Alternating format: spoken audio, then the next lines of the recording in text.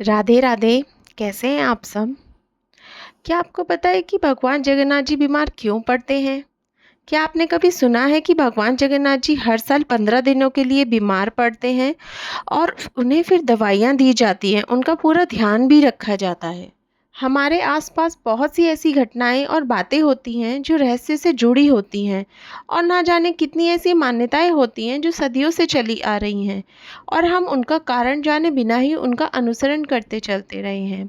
वही कुछ मंदिर भी ऐसे हैं जो कई रहस्यों का आईना दिखाते हैं और हमारी संस्कृति की विरासत हैं। ऐसे ही मंदिरों में से एक मंदिर है श्री जगन्नाथ जी का मंदिर, जहाँ पर हर साल रथ यात्रा का आयोजन होता है और सैकड़ों की संख्या में भक्त इस यात्रा में शामिल होते हैं। वहीं इस यात्रा से जुड़ी एक बात यह है कि इसके आरंभ के 15 दिन पहले भगवान श्री जगन्नाथ जी बीमार हो जाते हैं और एकांतवास में चले जाते हैं। उस समय मंदिर का वह हिस्सा बंद कर दिया जाता है जिसमें भगवान श्री जगन्नाथ जी अपने भाई बहन के साथ मौजूद होते हैं। मान्यता है कि आरंभ होने के 15 दिन पहले भगवान श्री जगन्नाथ जी को बुखार आ जाता है और वह एकांतवास में चले जाते हैं। उस दौरान वे भक्तों को दर्शन नहीं देते हैं।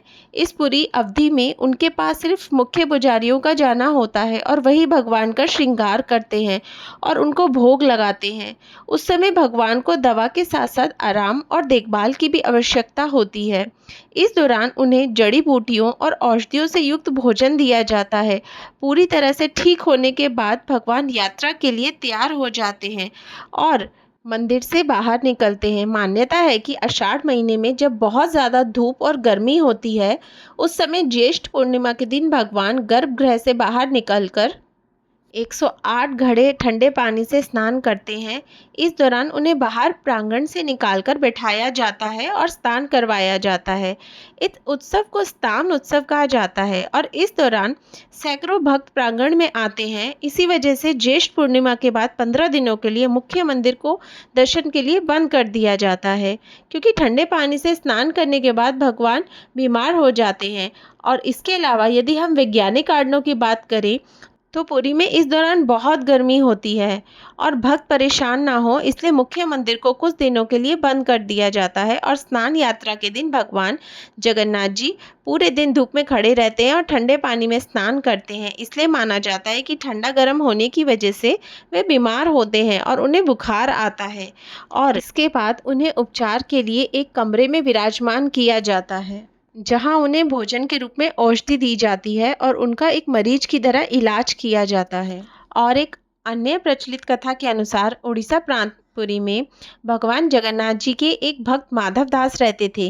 वे अकेले रहते थे और भगवान जगन्नाथ जी को भोजन कराया करते थे, उनकी सेवा करते थे।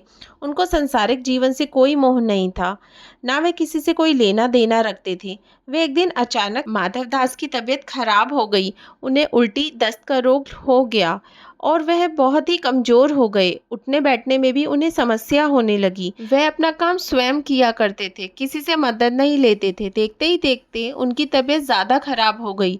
तब स्वयं भगवान जगन्नाथ जी सेवक के रूप में माधव दास के पास उनकी सेवा करने पहुँचे।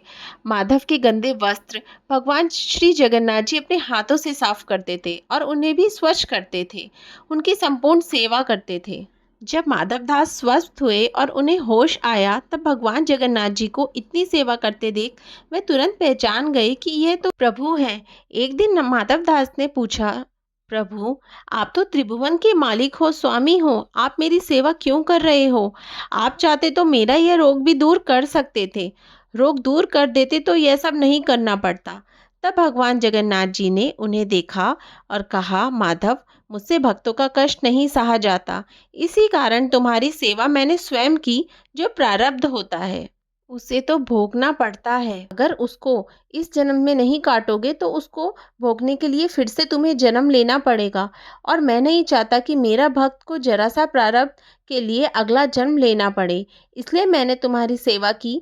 लेकिन अगर फिर भी तुम कह रहे हो तो भक्त की बात भी नहीं टाली जा सकती। अब तुम्हारे प्रारब्ध में मैं ये 15 दिनों का रोग और बचा है, इसलिए 15 दिन का ये रोग तुम मुझे दे दो।